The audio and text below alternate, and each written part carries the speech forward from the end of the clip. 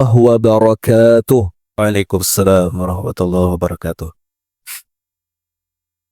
Innal hamdalillah nahmaduhu wa nasta'inuhu wa nastaghfiruh wa nastahdihi wa natubu ilaihi wa na'udzu billah min syururi anfusina wa sayyiati a'malina. Man yahdihillahu fala mudilla lahu wa man yudlil fala hadiyalah. Ashhadu an la ilaha illallah wahdahu la syarika lah wa ashhadu anna Muhammadan abduhu wa rasuluh sallallahu alaihi wa ala alihi wa ashabihi wa man wala. A'udzu billahi minasy syaithanir rajim. Ya ayyuhalladzina amanu taqullaha haqqa tuqatih wa la tamutunna illa wa antum muslimun. Allahumma anta rabbi la ilaha illa anta khalaqtani wa ana abduka wa ana ala ahdika wa wa'dika mastata'tu. A'udzu bika min syarri ma sana'tu. Abu'u laka bi ni'matika alayya wa abu'u bi dhanbi faghfirli. Fa innahu la yaghfiru adh-dhunuba illa anta. Allahumma inna nas'aluka ilman nafi'a wa rizqan tayyiba wa amalan mutaqabbala. Amin ya rabbal alamin. Sebelumnya saya minta izin, ini kursi saya luruskan aja ya. Saya ngelihat sana susah. Ini kita lurusin aja kayaknya. Cocok gak? Sip. Izin kesannya tadi. Jangan, fit aja. Alhamdulillah, kita bersyukur kepada Allah di pagi hari ini Allah pertemukan dalam majelis yang semoga mendatangkan rahmat dari Allah. Dan majelis yang semacam ini kita berdoa agar dipandang oleh Allah Ta'ala dengan pandangan rahmat dan keberkahannya. Sehingga kedatangan kita di majelis yang semacam ini dipandang oleh Allah sebagai bentuk ikhtiar untuk menjadikan rumah tangga kita rumah tangga yang baik, rumah tangga yang sakinah, rumah tangga yang penuh dengan ibadah. Dan ikhtiar ini Allah takdirkan untuk menjadikan rumah tangga kita bersama dari dunia sampai nanti berkumpul kembali di syurga. Innal ladzina amanu wattaba'athum dzurriyyatuhum biimanin alhaqna bihim dzurriyyatahum. Orang-orang yang beriman di dalam rumah tangga mereka penuh dengan keimanan. Kemudian keimanan itu diikuti oleh anak turun mereka. Jadi dari seorang suami menjadi imam untuk istrinya. Akhirnya orang tua itu mendidik anaknya dengan keimanan. Maka Allah akan berikan hadiah kepada mereka. Alhaqna bihim dzurriyyatahum. Allah akan kumpulkan kelak mereka bersama di syurga. Disebutkan oleh Al-Imam Al-Hafidh Ibnu Katsir, ketika bapak, ibu, dan anak itu ternyata derajat surganya berbeda. Maka Allah memberikan hadiah kepada mereka. Allah kumpulkan di tempat yang surganya paling tinggi. Misalkan yang surganya paling tinggi adalah ibunya, maka si suami dan si anak terangkat ke surga yang paling tinggi bersama siapa? Ibunya, dengan syarat rumah tangga yang dibangun penuh dengan keimanan. Salawat beriring salam semoga tercurahkan kepada uswah kita Nabi besar Muhammad sallallahu alaihi wasallam. Hadirin sekalian, ibu-ibu jamaah Hijabers Mom Community Kota Bandung yang semoga kita bersama dirahmati oleh Allah, dan pemirsa Madani TV dimanapun Anda berada, pemirsa Sayap Dakwah TV dimanapun Anda berada, kemudian pendengar radio dakwah syariah 101,4 FM Solo dimanapun Anda berada, kemudian pendengar radio dakwah Islamiyah 107,7 FM Kota Malang dimanapun Anda berada, dan tidak lupa, nggak tahu, TikTok live? Nggak, berarti jamaah TikTokiyah nggak disebut. Karena saya lagi seneng TikTok sekarang. Ya, TikTok ini random banget. Minta ampun. Ada yang bilang, Ustadz ngikutin live-nya salah love. Ini kalau istri sampai baca ini, disuruh nutup itu, akun TikTok suruh tutup udah. Tapi Masya Allah seru. Nah, jamaah sekalian yang dirahmati oleh Allah, ada 4 poin penting di dalam rumah tangga. Ini yang harus difahami dulu sebelum kita masuk ke pertanyaan yang nampaknya lebih cocok dibilang curhatan dibanding pertanyaan. Suami yang sudah tidak hangat, suami yang sudah mulai kasar. Ini tadi dibaca sama Ustadz Falah. Kayaknya ini lebih kepada curhat daripada pertanyaan. Karena perempuan itu hanya butuh didengarkan dalam keadaan dia sudah punya jawaban. Dia cuma perlu orang denger aja, dengerin. Nanti kalau kita kasih masukan, dia nggak terima. Enggak, saya udah ngerti. Jadi dia cuma butuh teman apa? Yang mau denger. Nah, 4 hal ini yang pertama adalah yang perlu difahami di dalam syariat Islam, di antaranya pernikahan, bahwa semua hukum syariat itu sesuai dengan tabiat manusia. Semua hukum syariat tidak ada yang bertentangan dengan tabiat dasar atau fitrahnya manusia. Pasti sama. Dengan syarat fitrahnya masih lurus. Syaratnya apa? Fitrahnya masih lurus. Jadi kita di sini nggak ngomong yang kemudian LGBT atau kemudian apa ya? Yang fitrahnya sudah mulai bengkok. Nah, itulah kenapa di antara zikir pagi dan petang ada kalimat apa? Wa ala millati abina Ibrahim hanifa. Hanif artinya apa? Yang lurus. Di antara makna lurus di sini adalah berkesesuaian antara syariat dengan fitrahnya manusia. Hanifa. Itulah kenapa wa ma umiru illa liya'budullaha mukhlisina lahuddina hunafa. Bukan cuma diminta ikhlas, tapi Allah minta kita lurus di atas syariat. Nah, perintah Allah untuk lurus di atas syariat itu untuk memudahkan kita.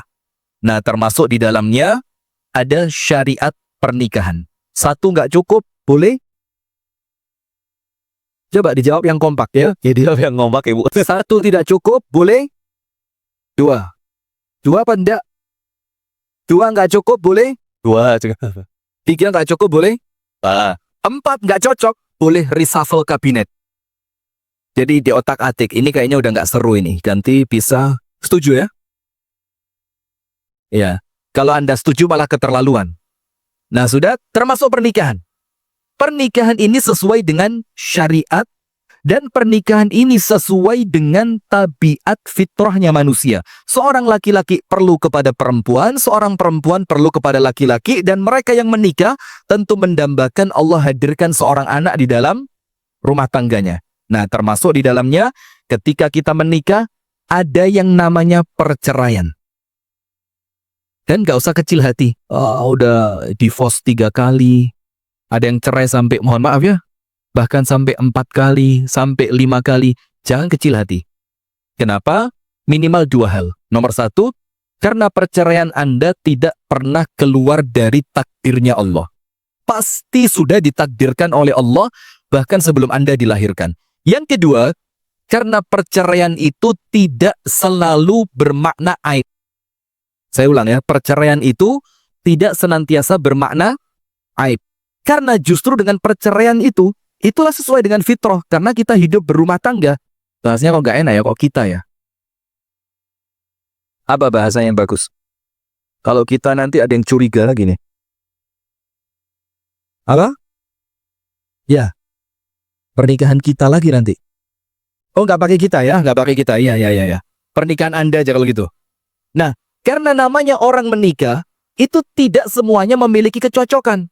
Contoh yang paling mudah. Yang laki-laki dijamin masuk surga. Yang perempuan, yang oleh Nabi Muhammad diberi julukan Dzatu an-Nitaqain. Perempuan yang memiliki 2 ikat pinggang. Yang laki-laki dijamin surga. Namanya Az-Zubair Ibnul Awwam. 1 di antara 10 sahabat yang dijamin masuk surga. Pertanyaan, kalau dia dijamin masuk surga, kira-kira baik atau jelek? Pasti baik, tidak mungkin tidak baik. Karena surga itu oleh Allah diperuntukkan bagi orang-orang yang baik. Zubair nikah dengan putrinya Abu Bakar, kakaknya Ibunda Aisyah. namanya Asma. Namanya siapa? Asma. Dan Asma ini dipuji oleh Nabi Muhammad. Dia yang membawakan makanan untuk Nabi Muhammad ketika berhenti di Jabal Sur, ketika mau hijrah ke Madinah dalam keadaan hamil 6 bulan. Saya punya cerita seru. Dulu awal-awal umroh, ada ibu-ibu ya sosialita lah, ngerti sosialita ya. Di Bandung kan banyak ya. Yang pokok kalau pakai pakaian itu barcode-nya harus sama. Dress code. Ya, dress code. Iya. Barcode apa dress code sih? Dress code. Kalau barcode apa? Tit, itu ya, barcode ya. Tet. Nah, sudah? Umroh. Qadarullah saya pembimbingnya. Sudah. Ketika city tour di kota Mekah, kita sampaikan ibu-ibu, nanti salah satu tujuan kita itu Jabal Sur. Dan ibu-ibu tidak perlu naik. Cukup, kita ambil foto di bawah. Yang pengen ambil foto sendiri, kita persilahkan, kita kasih waktu 20 menit. Tahu ibu-ibu itu ngapain? Protes. Ustaz, kita kan kesini belum tentu setahun sekali, belum tentu terulang. Ini kan pertama kami bisa berangkat ke Mekah. Masa udah sampai sini nggak boleh naik? Saya bilang, ya udahlah. Kalau mau naik, kita kasih waktu. Tapi saya tunggu di bawah. Oh, senang mereka. Oh, pakai kacamata. Yang itu kacamata lebih gede dari wajahnya. Langsung kacamata dipakai, kemudian pakai apa? Yang biar nggak kena matahari itu? Touchscreen. Oh, sunscreen. Bukan yang touchscreen ya. Pakai sunscreen, kemudian sepatu dibenerin, jilbab dirapiin, semua. Udah setelah bisnya parkir, foto selesai. Yang tadi teriak-teriak minta naik ke atas gunung Jabal Sur, saya bilang, silakan itu gunungnya. Nggak jadi Ustadz, di bawah aja. Saya paksa naik. Naik. Tadi yang ngotot pengen naik siapa? Naik.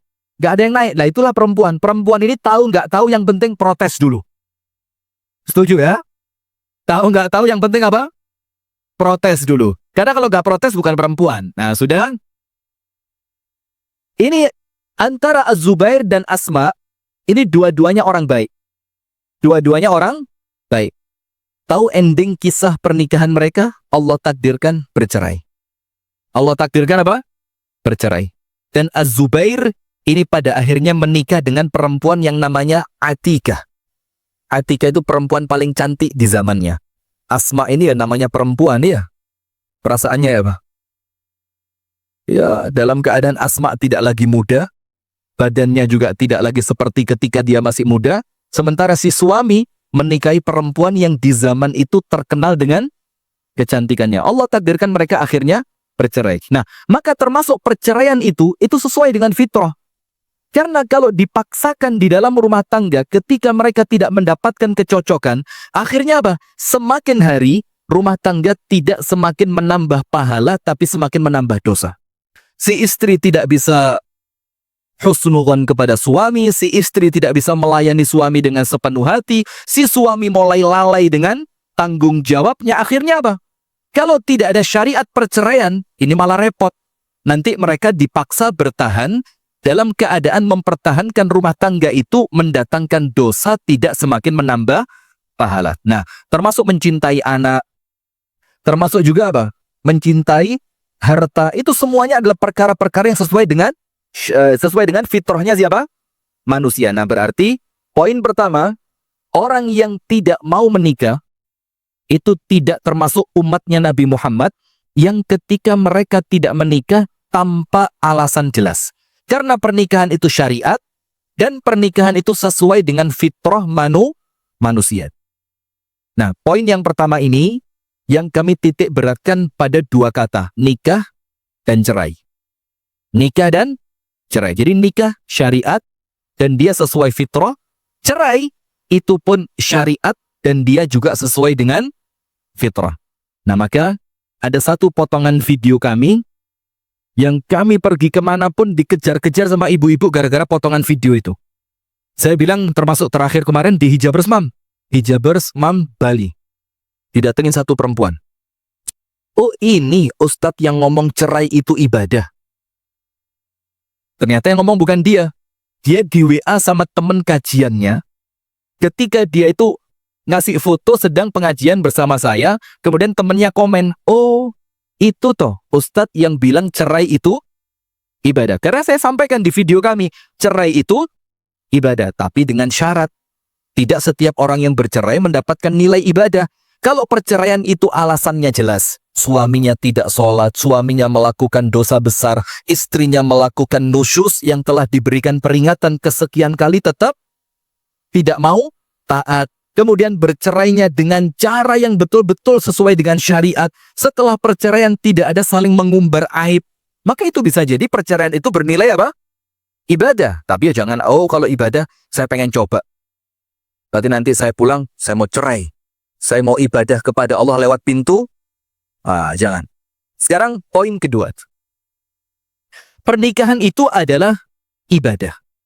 Pernikahan adalah ibadah. Maka pernikahan itu bisa bernilai ibadah. Mulai akad nikah, ijab qabul disampaikan, qabiltu nikahaha wa tazwijaha bil mahril madhkur. Saya terima nikahnya dan saya terima kawinnya dengan mahar yang telah disebut. Nah, semenjak ucapan itu terucap dan saksi mengucapkan apa? Sah. Pernah dengar nggak orang ijab qabul? Seharusnya dia ngomong qabil itu dia bilang sah. Ini walinya ngomong, ankahtuka, bahasa Indonesia, wahai Falah bin Jaban, saya nikahkan engkau dengan putri kandung saya bernama Siti dengan mas kawin seperangkat alat sholat dibayar tunai. Dia jawab apa? Sah. Ini orang di sekitarnya, Bu. Ini saling ngelihat. Kayaknya salah, tapi bener. Tapi perasaan gak lazim. Dan itu pernah kejadian sama saya waktu di Masjid At-Taqwa Kota Batu. Yang nikah itu mu'alaf. Jadi mu'alaf sama gurunya dijanjikan kalau hafid Al-Quran 5 juz, jadi kalau hafal Quran 5 juz, bakal dinikahkan. Subhanallah, tidak makan waktu panjang, tidak sampai 6 bulan, hafal 5 juz. Dan hafalannya mungkin, akhirnya dinikahkan. Itu pernikahannya setelah sholat Jumat pas. Jadi masjid itu penuh orang Jumatan. Dan sama takmirnya diumumkan, nanti sepulang selesai khutbah Jumat, selesai sholat, jangan beranjak dulu, karena akan ada pernikahan disebut si Fulan bin ini, karena dia seorang mu'alaf. Jadi akhirnya jamaah nggak pulang. Rupanya dia grogi. Akhirnya ketika seharusnya dia bilang saya terima, dibilang apa? Sah. Itu langsung subhanallah, itu antara orang dari KUA-nya sama saksi sama saya sebagai khutbah nikahnya itu sah. Sah? Sah? Sah? Kok sah ya? Ada salah satu jamaah bilang apa? Dia tadi ngomongnya sah, bukan saya terima. Oh, akhirnya diulang dan alhamdulillah. Nah, maka pernikahan itu bernilai ibadah dengan 2 syarat. Jadi mulai saya terima nikahnya dan kemudian saksi mengatakan sah, maka dengan itu akan terus malaikat pencatat amal itu nulis. Sabarnya pahala, syukurnya pahala, pengabdiannya pahala, kerjanya pahala, tidurnya pahala. Bahkan apa? Wa fi bud'i ahadikum shadaqah. Bahkan ketika sedang berhubungan suami istri dengan pasangan yang sah, itu bernilai sedekah. Dan disebutkan oleh para ulama, besarnya pahala menggauli pasangan yang sah, itu setara, Allah akan berikan pahala sebesar itu untuk orang yang berhubungan dengan pasangan yang sah. Nah, maka ketika pernikahan itu bernilai ibadah, syaratnya 2. Nomor 1, pernikahannya dilakukan dengan syiar. Syiarnya apa? Inna salati wa nusuki wa mahyaya wa mamati lillahi rabbil alamin. Semuanya dilakukan ikhlas dalam rangka menjalankan perintah Allah, dalam rangka beribadah kepada Allah. Ketika niatannya itu ijab qabul, saya terima, itu malaikat sudah sibuk nulis pahala. Nulis terus. Kenapa? Selama Anda berada dalam pernikahan yang sah, maka selama itu pula pahala terus mengalir. Syarat pertamanya, ikhlas karena Allah. Syarat kedua, pernikahan itu dilakukan sesuai tuntunan Nabi besar Muhammad sallallahu alaihi wasallam. Cara pernikahannya benar sesuai tuntunan Nabi. Malam pertamanya benar, bagaimana dia bermuamalah kepada istrinya benar, bagaimana seorang istri melayani suami juga dengan benar. Semuanya sesuai apa yang Nabi Muhammad ajarkan, maka selama mereka masih terikat dalam pernikahan, maka selama itu pula malaikat terus mencatat pahala. Poin ketiga, saya percepat biar tidak buang waktu. Pernikahan itu adalah kebahagiaan. Cek, siapapun boleh jadi kita. Kalau nikahnya tidak bahagia, pasti ada yang salah. Pasti ada yang salah. Entah salah memilih pasangan, atau salah cara menikahnya, atau salah di dalam niatannya, atau salah di dalam tujuannya, atau dia salah di dalam menjalani pernikahannya. Pasti ada yang salah. Coba angkat tangan yang nikahnya tidak bahagia. Oh, jangan. Udah siap semua, udah mau gini semua, jangan ya. Jangan bongkar aib ya. Sudah? Nah, maka jamaah sekalian, pernikahan itu bahagia. Banyak sekali dalilnya. Nomor 1, ad-dunya mata' wa khairu mata'iha al-mar'atu sholihah. Dunia itu isinya perhiasan. Kita ngelihat di dunia ini semuanya perhiasan. Kita lihat pantai indah, kita melihat gunung indah, kita melihat matahari terbit indah, matahari tenggelam indah, kita melihat bulan purnama indah, kita keluar malam melihat bintang luar biasa indahnya. Pokok dunia itu penuh dengan keindahan. Tapi ingat, satu keindahan terbesar di dunia itu al-mar'atu sholihah, istri yang sholihah. Berarti Anda ini ibu-ibu, sana ibu-ibu ya, Anda ini ibu-ibu, Anda itu perhiasan terbaik. Berarti suami ketika menginginkan rumah tangganya baik, dia kan ada yang salah alamat. Dia kepingin rumah tangganya bahagia, tapi yang diisi apa? Televisi, sekian inch. Berapa yang paling besar sekarang berapa? 60. Sampai kalau nonton bola, itu telinganya dijajah ya. Jadi bukan cuma 3,5 tahun ya.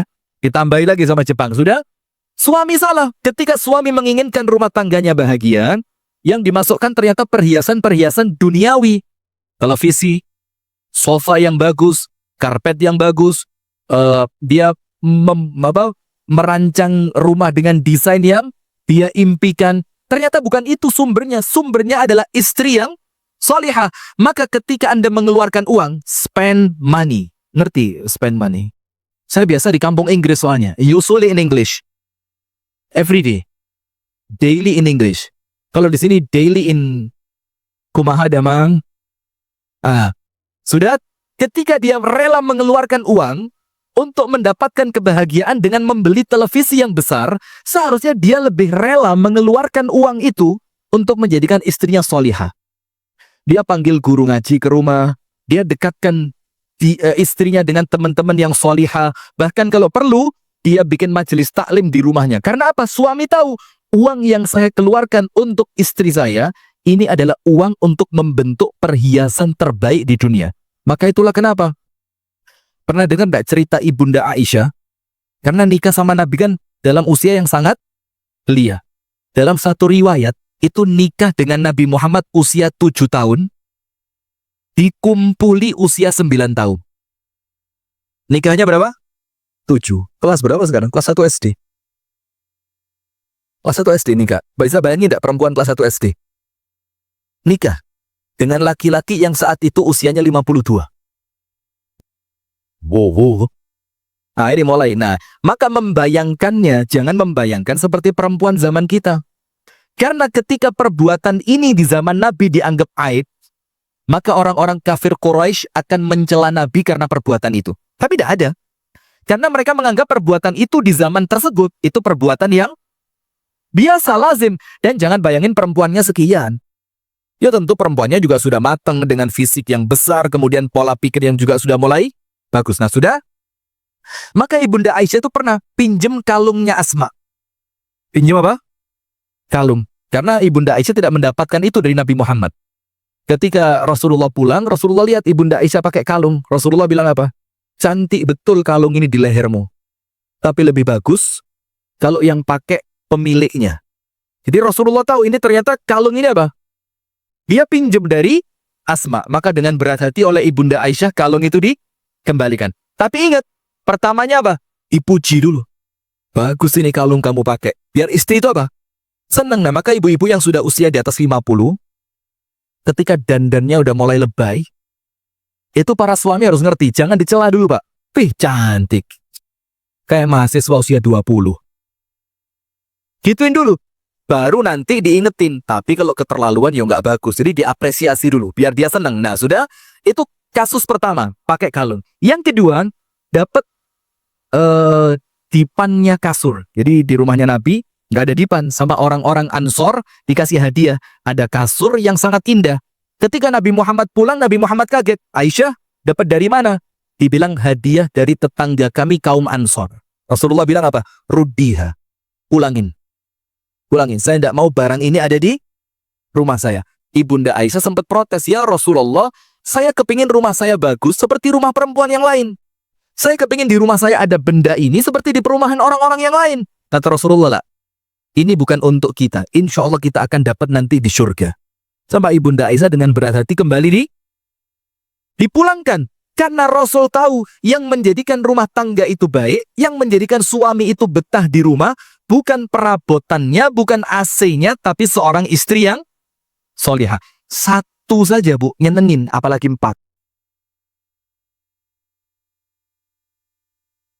Hah? Satu aja. Para suami setuju? Coba yang kenceng dong, jangan takut. Para suami setuju?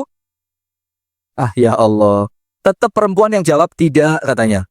Sudah, maka istri solihah itulah perhiasannya. Ad-dunya mata' wa khairu mata'ihha al-maratu solihah. Dunia itu perhiasan dan sebaik-baik perhiasan adalah istri yang solihat. Kemudian, Rasulullah, Allah Subhanahu wa taala berfirman dalam surah Ar-Rum 21, "Wa min ayatihi an khalaqalakum min anfusikum azwaja litaskunu." Sukun itu artinya tenang. Sakinah, litaskunu ilaiha. Kepada siapa suami merasa tenang? Kepada istrinya.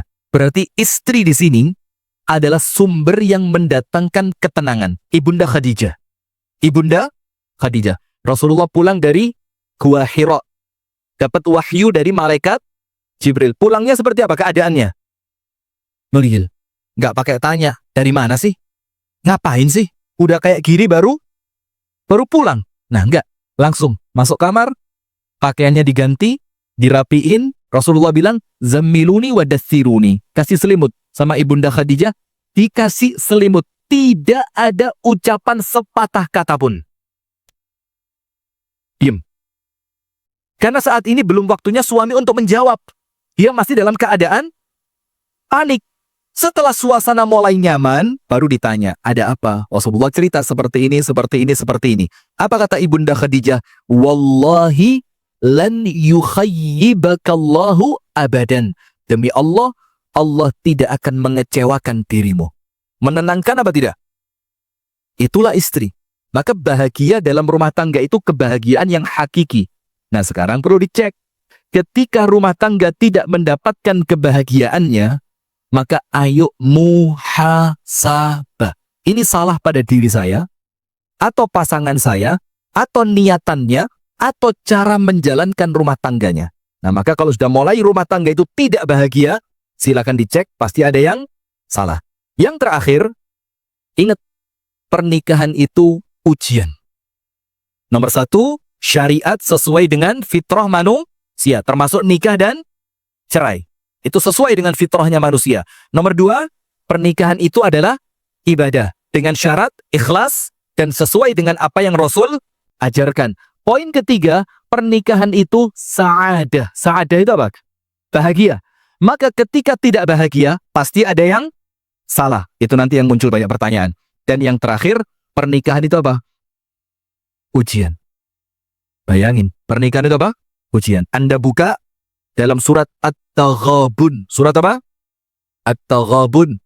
Surat ke-64, ayat yang ke-14. Allah Ta'ala mengingatkan, Ya ayyuhalladzina amanu, inna min azwajikum wa auladikum aduwan lakum, fahdharuhum. Wahai orang yang beriman, sebagian dari pasangan kalian dan anak kalian itu akan menjadi musuh untuk kalian. Jangankan kita, para nabi, Nabi Nuh dari anaknya, Nabi Lut dari istrinya. Nabi Ayub sempat diuji oleh Allah lewat istrinya juga. Dan yang lain-lain. Semuanya oleh Allah diuji. Nah, maka pernikahan ini adalah ujian. Nah, maka ketika pernikahan ini ujian, jangan berharap ada rumah tangga tanpa masalah. Kalau menyelesaikan masalah tanpa masalah, ada. Life. Bahaya ini, Anda nyebut ini ada nilainya ini. Nah, kalau menyelesaikan masalah tanpa masalah, ada. Tapi kalau rumah tangga tanpa masalah, tidak ada. Apa dalilnya? Doa pernikahan. Orang kalau barusan nikah, doanya apa? Allahumma jannibna. Syaitonnya biasa aja, nggak usah teriak syaiton, nggak usah, santai aja ya. Anda kayak sentimen banget sama saya, ada apa? Doa orang setelah menikah, kita doakan dengan doa apa? Barakallahu laka wa baraka alaika. Itu dulu. Laka wa alaika. Padahal sama. Semoga Allah memberkahi dirimu. Laka wa alaika. Apa bedanya laka dan alaika? Barakallahu laka wa baraka alaika. Laka itu semoga Allah memberkahi kebahagiaanmu. Jadi bahagianya apa? Berkah. Wa baraka alaika. Dan semoga Allah memberkahi masalahmu. Contoh. Kalau orang itu ada masalah, tapi masalahnya oleh Allah diberkahi. Contohnya begini. Nabi Muhammad pulang sholat subuh. Datang ke rumah istrinya. A'indaki syai'un. Ada enggak sesuatu yang bisa dimakan? Rasulullah enggak ngomong. Bubur ayam, bubur gandum, gulai, sate. Enggak. Syai'un. Syai'un itu artinya apa? Apapun yang penting bisa dimakan. Si bilang, ma'indana ayya syai'. Enggak punya apapun. Pindah. Sampai semua istrinya. Ternyata enggak ada apa? Makanan. Apa yang terjadi? Idzan ini shaim. Kalau tidak ada makanan, saya puasa. Itulah masalah yang jadi berkah. Contoh yang lain. Ibunda Aisyah marah sama Nabi Muhammad. Ngangkat suara. Kenceng suaranya. Pas Sayyiduna Abu Bakar lewat. Ini putri saya kok marah kepada Nabi Muhammad. Wah, gak beres ini. Masuk Abu Bakar. Apa yang terjadi? Anda buka dalam hadis riwayat Bukhari Muslim. Fatanawalaha, sama Abu Bakar itu ibunda Aisyah mau dipukul. Oleh Rasulullah tangannya dipegang. Ya Abu Bakrin, laisa li ajdi hadza ji'ta huna. Abu Bakar, kamu datang ke rumahku bukan untuk memarahi istriku. Coba, ini dalam keadaan istrinya sedang marah. Mertuanya masuk. Coba kalau kita, ini Pak, lihat anakmu ini. Bukan cuma sekarang, tiap hari kayak gini. Rasulullah enggak. Ketika ibunda Aisyah marah, Abu Bakar masuk, Abu Bakar mau mukul. Oleh Rasulullah dipegang. Abu Bakar, kamu datang ke rumahku bukan untuk marah kepada istriku. Kalau tujuanmu hanya itu, mendingan kamu keluar. Setelah Abu Bakar keluar, Rasulullah bilang apa? Ya Aisyah, hadhihi bitil. Aisyah, kita sekarang 0-0. Tadi mungkin saya salah, tapi saya bayar. Dengan apa? Saya belain kamu dari bapakmu. Coba, ini masalah jadi berkah. Termasuk masalah yang jadi berkah apa? Ada orang yang Allah takdirkan rumah tangganya Allah belum karuniai anak. Ketika dia tetap sabar, husnudzon, baik sangka kepada Allah, ridho, dan tetap ikhtiar tidak putus asa, itu masalah jadi berkah. Maka jangan pernah berharap rumah tangga tanpa masalah. Sip. Jadi ini 4 sebagai kaidah di dalam jawaban atas pertanyaan yang akan dibacakan. Baik, Syekh Falah, antum bisa mulai bacakan pertanyaannya. Sudah cukup Ibu jawaban? Ya, insya Allah kita akan mulai membacakan pertanyaannya. Mungkin tidak semuanya Bapak Ibu, karena ini sudah ada ratusan pertanyaan. Karena waktu kita nanti terbatas, kita hanya beberapa saja Ustaz. Ini yang lain saya bawa nanti. Ya, nanti di sesi berikutnya Ustaz ya. Saya jawab Japri ya. Halo, Japri, nanti silakan share nomor HP-nya, saya balas. Baik. Mulai pertanyaan pertama Bapak Ibu ya. Nah. Assalamualaikum warahmatullahi wabarakatuh. Semoga Ustadz selalu sehat, berkah, husnul khatimah. Amin ya Allah ya rabbal alamin. Saya sebagai istri sekarang sudah tahu lebih banyak tentang poligami. Oh, jangan ya, tenang ya Bu ya, tenang ya. Nah, bagaimana sikap saya tentang ini? Apakah saya perlu menawarkan kepada suami saya? Dalam hati saya mungkin harus tidak, tapi saya berpikir saya tidak mau bertemu di surga gitu. Jadi ada kepikiran, asa nolak gitu nyebutnya, asa nolak, tapi berpikir lagi, apakah saya tidak mau bertemu di surga gitu. Seperti itu Ustaz, untuk pertanyaan pertama. Nah, jadi pertanyaannya ini out of the box. Ajaib ini yang tanya ini. Saya mau tahu, coba jujur, boleh nggak angkat tangan yang tanya ini? Yang mau menawarkan suaminya untuk poligami. Ini saya ceritai dulu.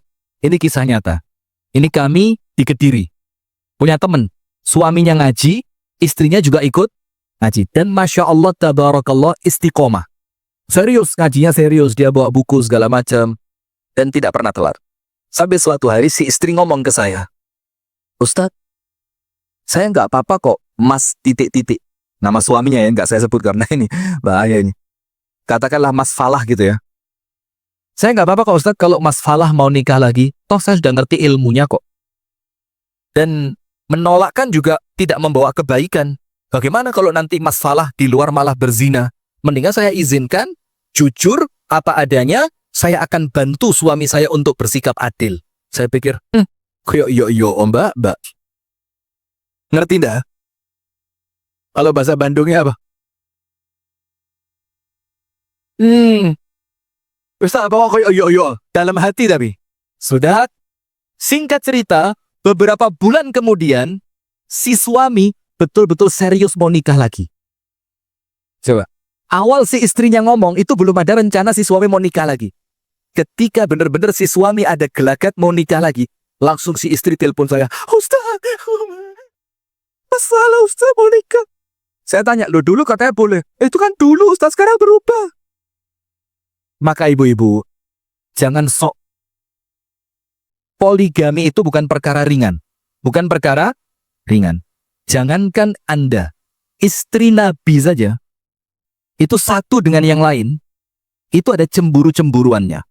Pernah dengar gak cerita Saudah dengan Aisyah itu saling lempar-lemparan tepung adonan roti di rumah Nabi Muhammad Daud. Jadi ketika Rasulullah di rumahnya Siti Aisyah, Saudah ini akrab. Kenapa akrab? Karena malamnya Saudah itu dihadiahkan untuk Aisyah. Jadi pokok gilirannya Saudah, itu oleh Saudah, udah, ini malamku saya hadiahkan kepada Aisyah. Karena Saudah ngerti, Rasul cinta betul dengan ibunda Aisyah, sudah. Maka ketika malamnya Saudah, itu Saudah main ke rumahnya Aisyah. Karena dianggap ini malam saya. Cuma saya hadiahkan untuk kamu. Bolehlah saya datang sebentar. Datanglah Saudah ketika ibunda Aisyah sedang bikin adonan roti. Maka ketika itu kakinya Rasulullah, itu dua-duanya di atas paha ibunda Aisyah. Jadi Rasulullah tiduran, kakinya di atas pahanya siapa? Aisyah.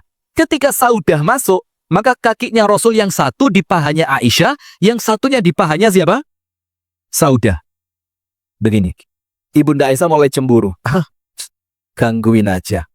Itu kalau bahasa kita ya. Akhirnya apa tadi? Mereka mulai. Kok gangguin sih? Ini kan malam saya. Kata ibunda Saudah, tapi kan saya yang ngasih. Seharusnya kan malam saya, tapi saya ikhlaskan buat kamu. Kata ibunda Aisyah, ya, tapi kan gak gini juga. Masa malam-malam kan bisa datangnya siang segala macam. Kenapa harus malam? Akhirnya apa? Dalam keadaan gelap, tidak ada lampu. Itu sama ibunda Aisyah, adonan roti diambil, diusapkan ke wajahnya Saudah. Karena dia marah. Apa yang Rasul lakukan? Oleh Rasulullah, kakinya Rasul yang di paha ibunda Aisyah diteken. Yang di pahanya Saudah diangkat. Saudah ngerti, ini Rasul ngasih kesempatan untuk saya balas ini. Kenapa? Yang di kakinya ibunda Aisyah ditekan supaya nggak bisa bergerak. Seakan-akan Saudah dikasih waktu. Balas. Dan sama Saudah diambil adonan lebih banyak dan dilemparkan ke mukanya ibunda Aisyah. Ketika mereka sedang seperti itu, Umar bin Khattab lewat di depan, manggil Abdullah bin Umar. Apa kata Rasulullah? Cepat, bersihkan muka kalian, jangan sampai Umar melihat kalian dalam keadaan seperti ini. Nanti saya malu. Coba lihat. Jadi Rasulullah itu di depan istrinya, itu toleran luar biasa. Yang ketika orang lain yang melihat, belum tentu orang lain menganggap itu perbuatan biasa. Sehingga Rasulullah bilang, cepat bersihkan, jangan sampai Umar melihat keadaan kalian dengan wajah seperti ini. Nah, maka dari sini ibu-ibu, ngerti ilmu, bagus. Tapi hati-hati. Ilmu tidak senantiasa sejalan dengan perasaan.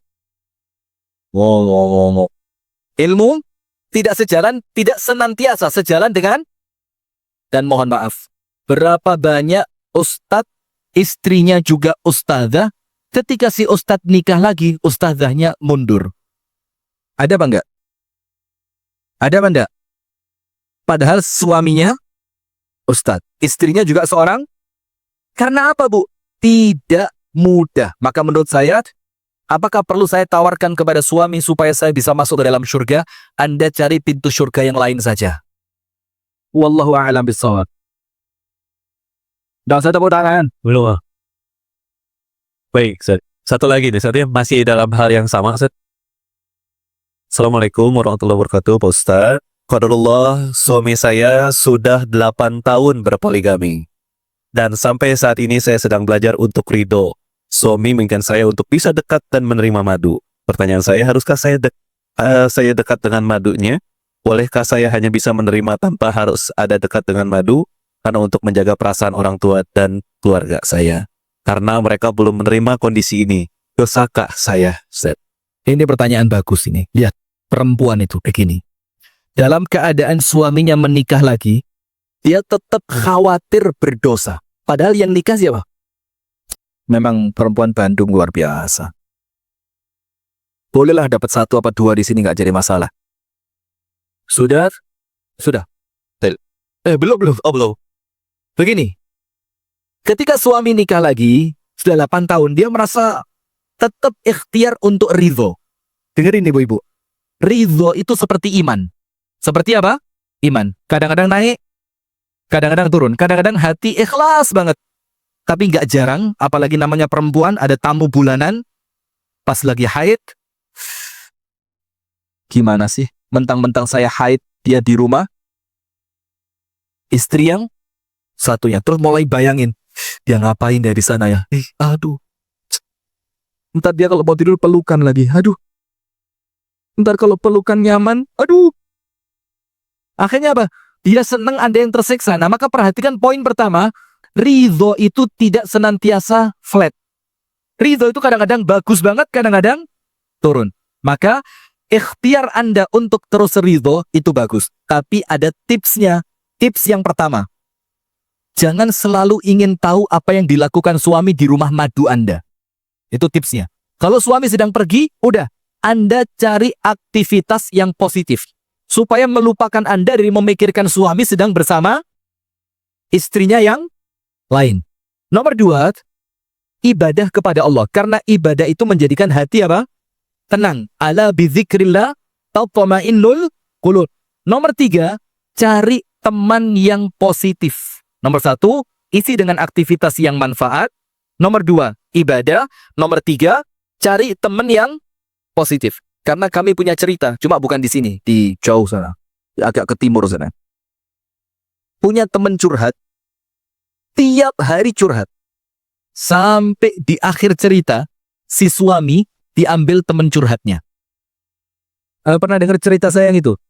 Jadi gini, ada seorang istri, suaminya kerja di kapal laut. Pulang 6 bulan. Jadi 6 bulan di laut, 2 bulan di darat. 6 bulan laut, 2 bulan darat. Begitu terus. Terus si suami ini curhat sama temennya. Gimana ya? Mulai kangen, merasa kesepian begini. Si teman curhat bilang apa? Sabar ya. Toh dia kerja juga buat kamu. Doain aja. Udah. Curhat lagi. Si teman bilang sabar. Curhat sabar. Curhat sabar. Curhat sabar. Sampai pada satu titik ketika si temennya itu curhat. Temen curhatnya ngomong apa? Kamu kok kuat sih? Kalau aku udah nggak kuat. Mulai. Berikutnya ditambahin lagi. Namanya laki-laki loh, Mbak. Kalau keterusan di laut, Mbak, kita juga khawatir loh, Mbak. Mulai. Dipancing. Sampai qadarullah, akhirnya mereka berdua cerai. Percis 3 bulan. Pasca perceraian, si suami nikah dengan teman curhatnya. Coba, Anda mau seperti itu ya? Allahumma amin ya rabbal alamin. Astaghfirullahaladzim ya. Maka hati-hati. Teman curhat itu, Bu, tidak ada yang aman. Tidak ada aman. Paling aman kalau orang lain tidak tahu masalah Anda seperti apa. Nah, maka nomor 1 tipsnya biar ridho. Jangan selalu pengen tahu apa yang dilakukan oleh suami di rumah madunya. Kemudian isi aktivitas positif, ibadah, kumpul dengan teman-teman yang baik. Nah, terus bagaimana? Saya ini bagusnya deket dengan madu apa tidak? Saya pribadi lebih condong Anda tidak dekat dengan madunya suami. Dengan madu Anda. Saya lebih condong itu. Karena kalau dekat, belum tentu dia orang baik. Boleh jadi apa? Anda dipanas-panasi. Suami kita kalau di rumah saya, itu perhatian banget. Sementara Anda mikir, kalau di rumahku kok enggak ya? Itu kalau mau tidur, mesra. Cium itu pipi kanan 12 kali. Pipi kiri. Akhirnya Anda boleh. Nah, maka kalau saya pribadi, lebih bagus cukup kenal saja. Dekat, belum tentu baik. Kemudian, bagaimana dengan orang tua saya? Orang tua saya tidak tahu. Orang tua Anda tidak perlu tahu. Tidak harus tahu. Selama dia tidak tahu, biarkan. Ketika orang tua Anda tahu, sabarkan orang tua. Dengan ucapan apa? Gak apa-apa kok. Saya aja istrinya, ridho. Sudah, yang penting suami di rumah tetap ikhtiar, tetap tanggung jawab, tetap menafkahi saya. Ibu tidak usah pikir yang macam-macam. Nah, itu tipsnya begitu. Wallahu a'lam bishawab. Sudah, Syekh. Ustaz? Selanjutnya, Assalamualaikum Ustaz, saya izin bertanya, bagaimana agar saya bisa menerima suami saya yang tidak bisa berkata romantis? Dan Sudah benar, love. tujuh saya, itu kata-kata apresiasi dan sebagainya. Terima kasih sebelumnya. Ibu-ibu, jangan kemakan drakor. Jangan kemakan drakor. Suami romantis itu 1001. 1001. Karena romantis itu tidak senantiasa dengan ucapan. Ada romantisnya suami dengan dia tidak berinteraksi dengan perempuan selain Anda. Itu romantis. Ada romantisnya itu dengan perbuatan. Anda kepingin apa, sama dia dibeliin. Ada romantisnya itu dengan cara apa? Dia tidak pernah kasar kepada Anda. Ada romantisnya itu dengan cara apa? Ketika Anda salah, dia mudah memaafkan. Jangan kepancing drakor, bawa bunga. Dah. Termasuk, saya sering nyampaikan.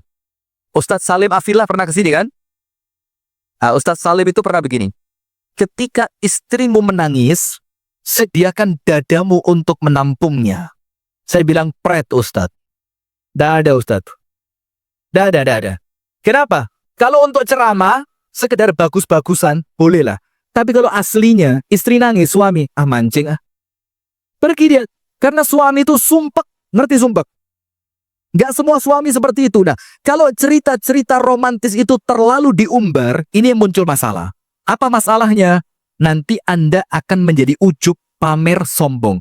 Untuk orang lain yang suaminya tidak romantis, dia akan merasa kecil hati. Itulah kenapa dalam syariat, maaf sekali, mungkin Anda tidak sepakat, tapi memang syariatnya begitu. Tidak boleh romantis dengan suami di khalayak ramai. Tidak boleh. Ketika ada acara kemanten, Anda datang bersama suami sama istrinya, terus gandengan tangan, terus panggilnya pakai panggilan Saiton, dalam macet, atau pakai panggilan babe, segala. Tidak boleh. Kenapa tidak boleh? Itu adegan untuk di dalam rumah. Itu bukan adegan di depan umum. Karena biasanya kalau di depan umum seperti itu sedang menutupi keburukan saja. Nah, maka ibu-ibu jangan kemakan isu romantis. Romantisnya suami Anda belum tentu sama dengan yang Anda bayangkan. Belum tentu sama dengan romantisnya suami teman Anda. Nah, cuma masalahnya sekarang, kita ini korban medsos. Korban apa? Medsos. Dokter Aisyah Dahlan tuh bagus Anda dengerin. Wes gak usah yang lain-lain, gak usah drakor lah. Dengerin Dokter Aisyah Dahlan cukup sudah. Jadi suami itu sudah gayanya berbeda. Ada yang physical touch. Iya dah, ngerti dah ada.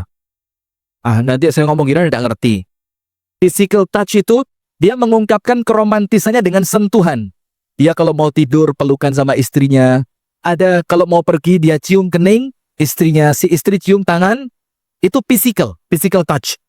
Ada yang lain dengan cara apa? Verbal. Dia tidak senang pelukan, rangkulan, pegangan. Dia nggak senang, tapi apa? Dengan ucapan. Terima kasih ya. Terima kasih itu romantis banget loh. Makasih ya sudah masak buat saya. Terima kasih ya sudah mau jadi ibunya anak-anak saya. Terima kasih ya sudah mau setia mendampingi. Ada yang dengan ucapan. Ada yang romantisnya dengan perbuatan. Perbuatan itu apa? Ngajak istri jalan, walaupun nanti ketika makan malam, suami main HP. Tapi ngajak Anda jalan itu bentuk romantis, maka jangan menganggap romantis itu satu bentuk saja. Enggak, romantis itu bentuknya ada banyak. Termasuk romantisnya Nabi Muhammad apa? Ketika istrinya haid, itu Nabi Muhammad meletakkan kepala di pangkuan istri sambil membaca Al-Quran. Itu romantis. Suami Anda begitu?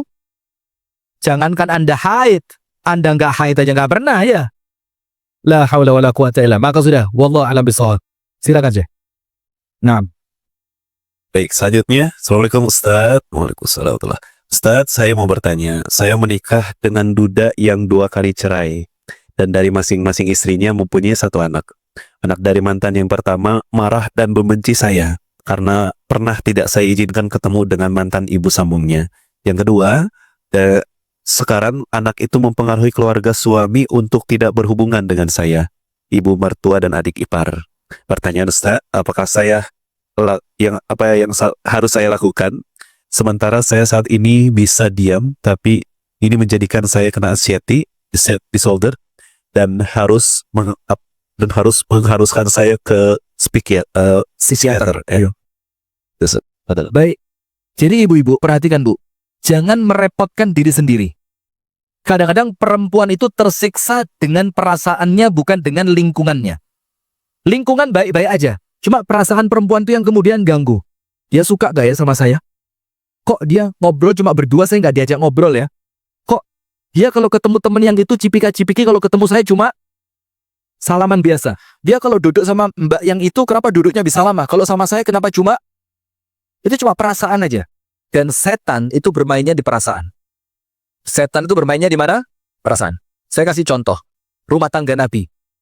Suatu malam, Ibunda Aisyah tidur bareng Nabi Muhammad. Ketika Ibunda Aisyah terbangun, dipegang. Loh, kok suami saya nggak ada? Dipegang tempat tidurnya, ternyata sudah dingin. Sudah apa? Dingin artinya apa? Perginya sudah lama. Apa kata Ibunda Aisyah? Fa'akhadatni al-ghairatu. Saya cemburunya minta ampun. Apa yang dilakukan? Keliling ke rumah istrinya Nabi satu persatu. Yang diawali dengan siapa? Ummu Salamah. Karena Ummu Salamah ini sama Ibunda Aisyah ini beda grup WA. Dicek di rumahnya Ummu Salamah, gak ada Nabi Muhammad.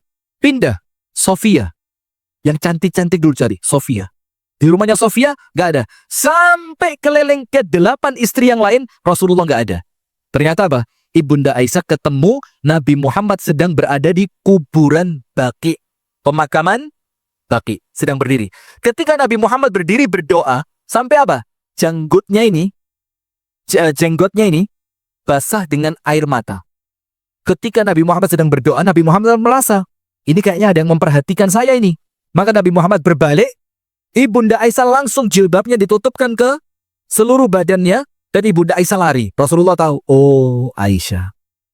Maka Rasulullah jalannya pelan-pelan, karena tahu pelakunya Aisyah ini. Apa yang terjadi?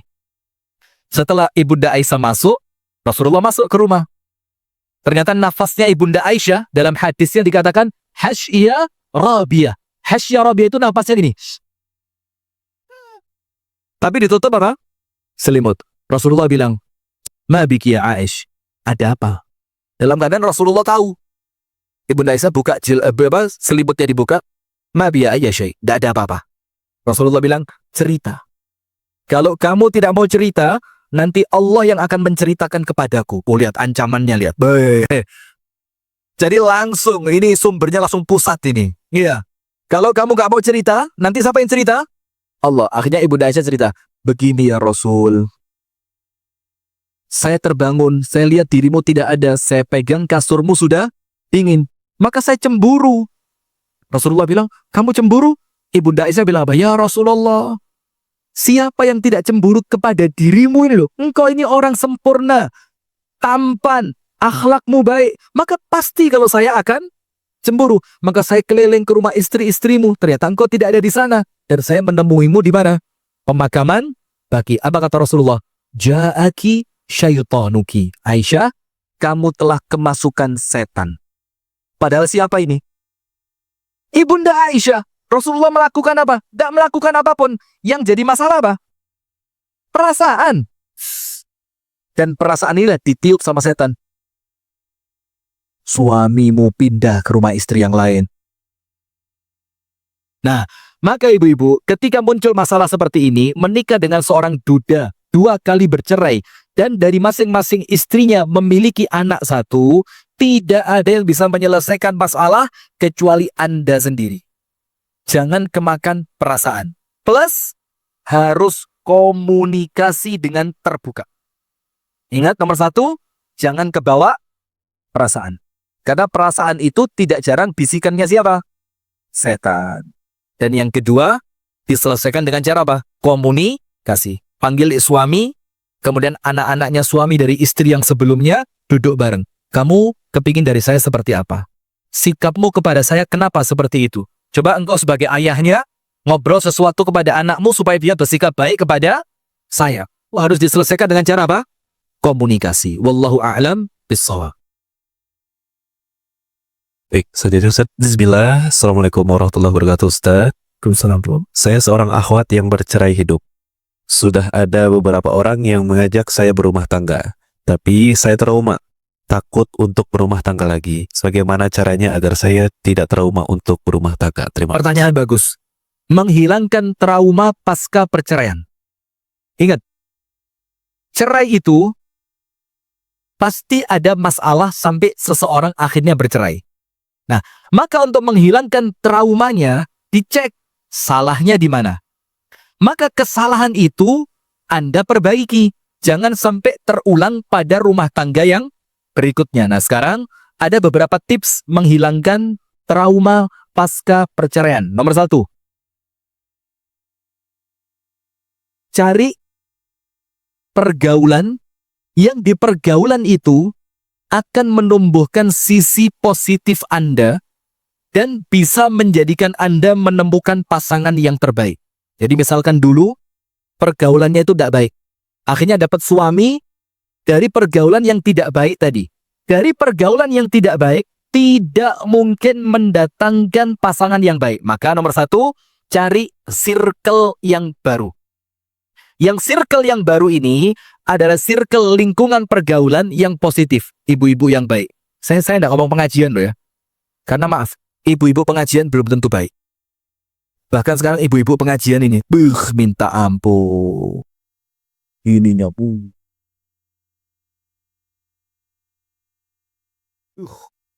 Pemberani. Bahkan istri saya itu pernah didatengin ibu-ibu pengajian. Saya gendong putri saya yang nomor 4, istri saya di sebelah saya.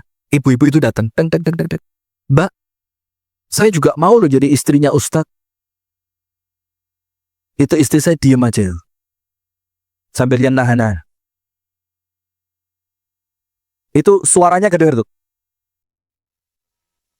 Udah, ketika si ibu ini ngomongnya semakin berani, sama istri saya ditinggal pergi masuk ke mobil. Ketika istri saya masuk mobil, saya tahu berarti dia udah nggak nyaman. Dia minta pulang. Bayangin, itu berani, Bu. Maka ibu-ibu pengajian ini sekarang juga hati-hati. Nah, maka nomor 1, cari circle yang baik. Circle yang baik di mana? Yuk Anda cari. Mungkin Anda punya komunitas-komunitas apa yang positif, kegiatan sosial. Nanti insya Allah dari komunitas tadi, Anda akan ketemu pasangan yang baik. Nomor 2, trauma itu sembuh dengan tawakal. Trauma itu sembuh dengan apa? Tawakal. Orang itu tidak hilang traumanya karena dia salah di dalam menyikapi masalah sebelumnya. Seakan-akan masalah sebelumnya itu terus mengintai dia dalam kehidupan dia di masa depan. Tidak. Maka ketika seseorang bertawakal kepada Allah, apa yang Allah sampaikan? Wa may yatawakkal 'ala Allah fahuwa hasbuh. Orang kalau tawakalnya benar, Allah yang menyelesaikan semua urusannya dia. Allah yang memberikan kecukupan kepadanya. Allah yang akan meringankan semua beban hidupnya. Syaratnya apa? Tawakalnya harus benar. Nah, maka orang yang trauma itu orang yang tawakalnya kurang kuat. Tawakal. Serahkan semua urusan Anda kepada Allah Subhanahu wa Ta'ala.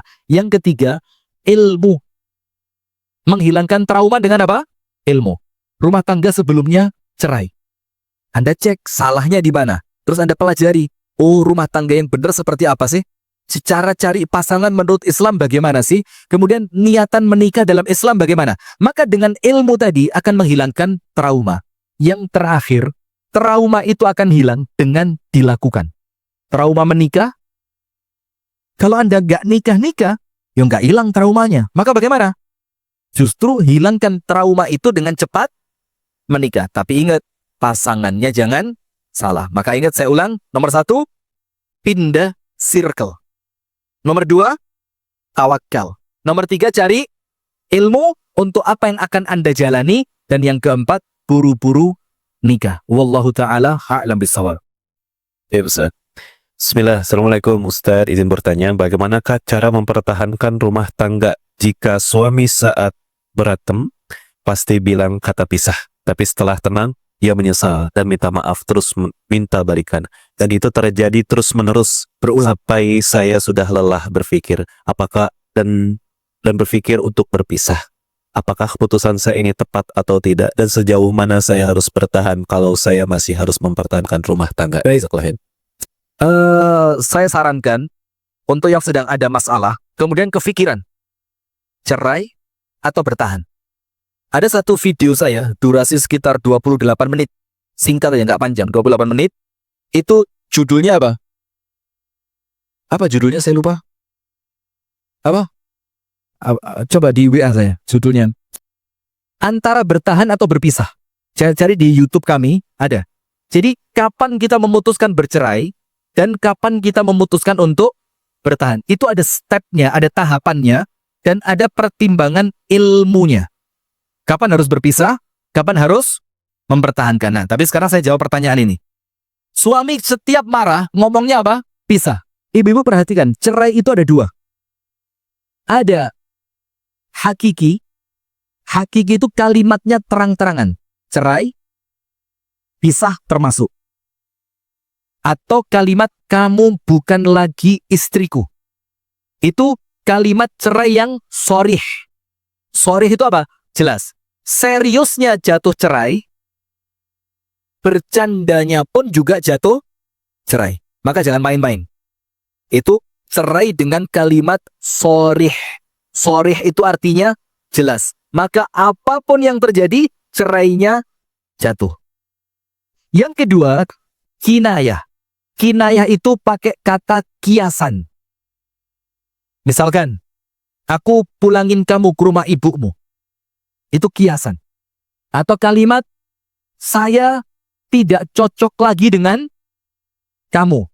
Atau kalimat, nampaknya rumah ini sudah tidak perlu kamu. Rumah ini tidak membutuhkan dirimu. Maka cerai dengan kalimat kiasan, itu dikembalikan kepada orang yang mengucapkan. Niatmu apa? Kalau niatnya cerai, jatuh cerai. Kalau niatnya tidak cerai, maka tidak jatuh cerai. Tapi wajib jujur. Kenapa wajib jujur? Karena setelah ini, itu terjadi halal atau haramnya hubungan setelahnya. Kalau sampai dia bohong, dia tanggung jawab. Nah sudah, kalaupun jatuh cerai, maka ingat, cerai itu bukan kemudian saya cerai kamu, langsung pisah. Enggak. Cerai itu ada tahapannya. Talak 1, itu suami istri masih sah sebagai suami istri. Ingat, jadi ketika misalkan ya ada di antara perempuan yang suaminya bilang, kamu saya cerai. Itu enggak boleh. Dia tiba-tiba langsung kemas-kemas, barangnya dikemas, dia bawa tas, dia pulang ke rumah orang tua. Enggak boleh. Talak 1 baru jatuh setelah masa iddahnya terlewati. Masa iddah itu berapa? 3 kali suci dari haid. Maka menceraikan istri itu ada waktunya. Ketika dia suci dari haid dan sebelumnya tidak digauli. Karena kalau suci dari haid tapi sempat digauli, maka tidak boleh menceraikan di waktu itu. Harus nunggu bulan berikutnya. Nunggu dia haid lagi, kemudian disampai suci dari haidnya, kemudian tidak digauli, baru boleh dicerai. Tujuannya apa?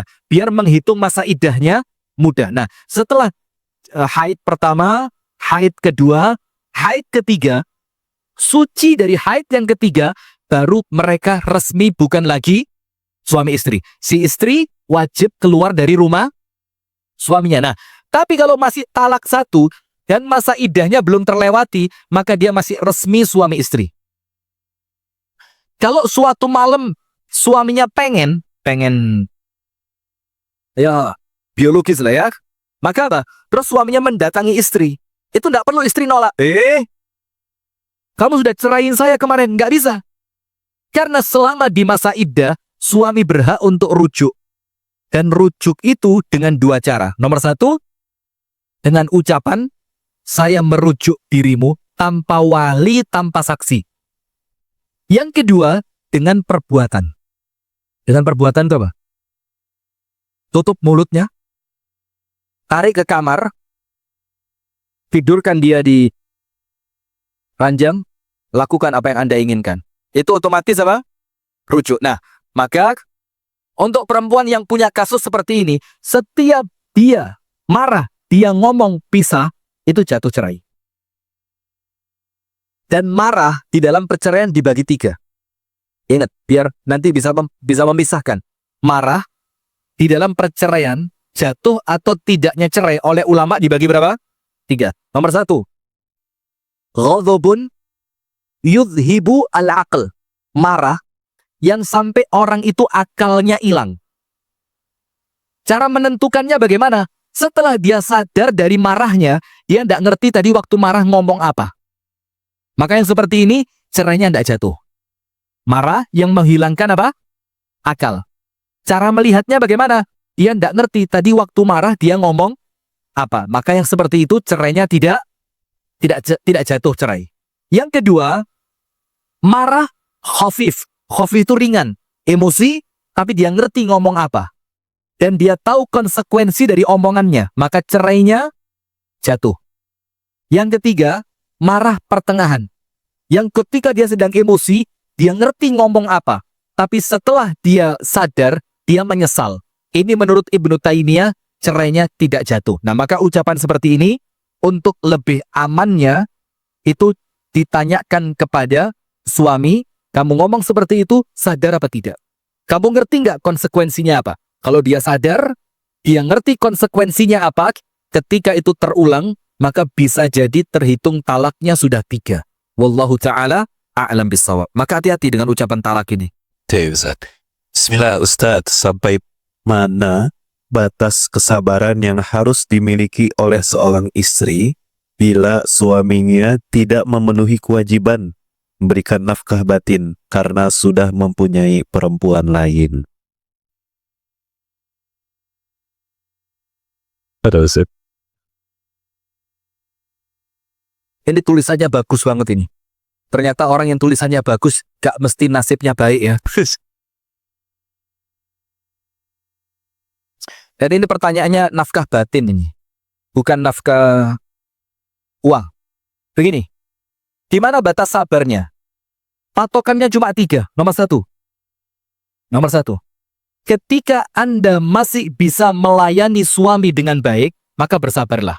Artinya, dengan kejahatan yang suami lakukan, dengan kezoliman yang suami lakukan, tapi Anda tetap bisa berbakti kepadanya, maka tetap sabarlah. Karena kesabaran Anda bernilai pahala yang luar biasa. Nomor 2. Ketika Anda masih punya harapan baik, suami bakal berubah, maka bersabarlah. Yang ketiga, ketika Anda menganggap ketika dipertahankan akan mendatangkan pahala dan bukan dosa, maka bersabarlah. Kita ulang. Nomor 1. Kapan sabar?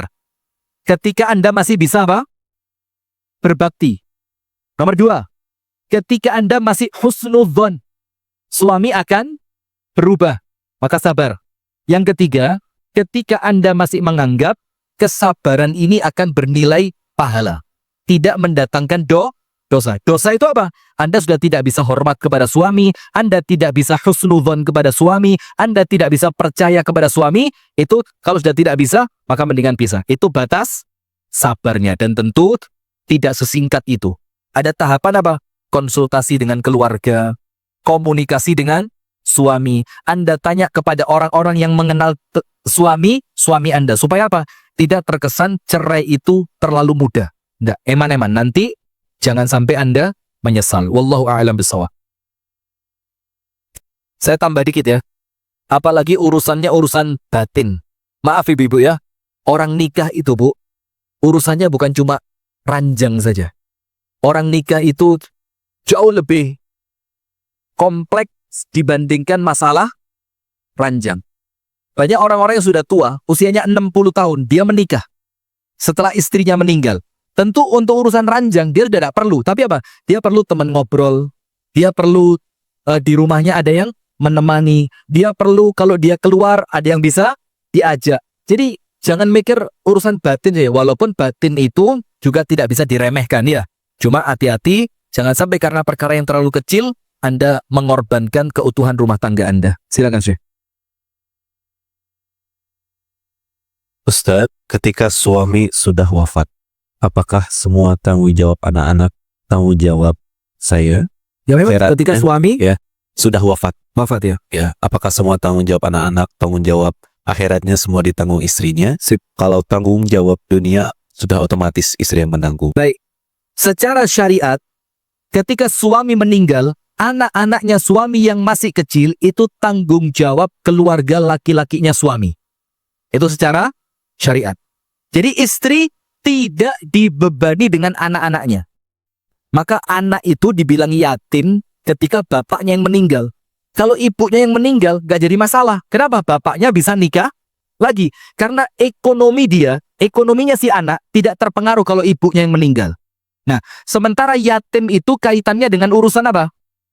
Uang. Nah, maka dengan ini perlu difahami secara syariat, kalau suami meninggal, maka anak-anaknya suami itu tanggung jawab dan kewajiban saudara laki-lakinya suami. Berarti siapa? Paman dari pihak bapaknya. Itu tanggung jawab. Maka ibu tidak bertanggung jawab. Terus? Assalamualaikum, Ustaz. Gimana hukumnya apabila kita pergi ke kajian, izin suami dan suami support, tapi suaminya belum berangkat kerja karena biasanya suami berangkat kerjanya siang. Setiap hari suka ada rasa terparuh atau tidak tenang ya dalam hati. Meskipun sudah mengatur izin plus kasih ongkos plus buat buat belanja, buat infak. Jazakumullah khair Ustaz. Selama suami ridho, tidak jadi masalah. Patokannya cuma itu. Maka berangkat pengajian untuk perempuan itu hukumnya sunnah. Berangkat. Karena pengajian itu bisa dia dapatkan tidak dengan hadir saja.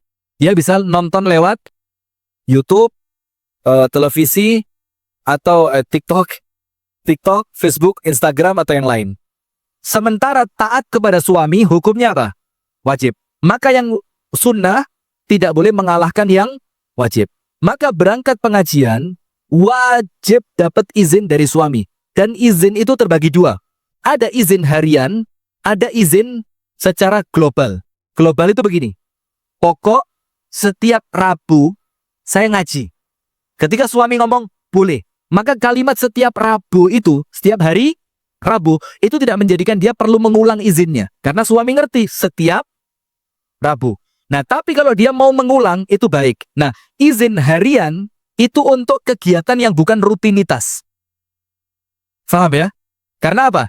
Istri tidak boleh keluar dari rumah suami tanpa izin suaminya. Sekarang yang jadi masalah, suami mengizinkan, tapi si istri berangkat sebelum suami pergi ke kantor. Selama suami ridho, boleh. Selama suami ridho, boleh. Tidak jadi masalah. Wallahu a'lam bishawab. Lagi sudah dikasih uang buat Apa udah dikasih ongkos kan? Udah tambah budaya gitu. udah cicit dan itu. Oke, selanjutnya Ustaz. Bismillah Ustaz. Gimana hukumnya kalau dominan istri yang mencari uang? Boleh tidak ada capek dan kadang ada kalanya kita menyerah. Begini, Ustaz. Anda buka surah An-Nisa 34. Surah An-Nisa 34 yang dibaca tadi waktu pembacaan ayat suci Al-Quran. An-Nisa 34. Dalam Islam, keuangan rumah tangga mutlak kewajiban suami. Suami itu menjadi ar-rijalu qawwamuna 'alan nisa karena apa? Karena duit. Dan istri Secara normal manusiawi perempuan lebih nurut kepada suami yang berharta dibanding yang tidak berharta. Betul apa enggak? Kalau suami duitnya banyak, Anda minta apapun dikasih, insya Allah nurutnya lebih mudah dibandingkan kepada suami yang tidak punya duit. Nah maka kewajiban menafkahi rumah tangga itu kewajibannya siapa? Istri bantu boleh apa tidak? Boleh. Dengan 3 syarat. Syarat pertama, mendapatkan izin dari suami. Syarat kedua, tidak melalaikan kewajiban di rumahnya. Syarat yang ketiga, pekerjaannya adalah pekerjaan yang lazim dilakukan perempuan. Lazim. Tidak terjadi ikhtilat, tidak mengkhawatirkan muncul permasalahan di luar rumah, maka dengan 3 syarat tadi boleh. Tapi perhatiannya, sekarang muncul istilah independent woman. Independent woman, kalau diartikan dengan cara yang salah, ini akan memunculkan masalah.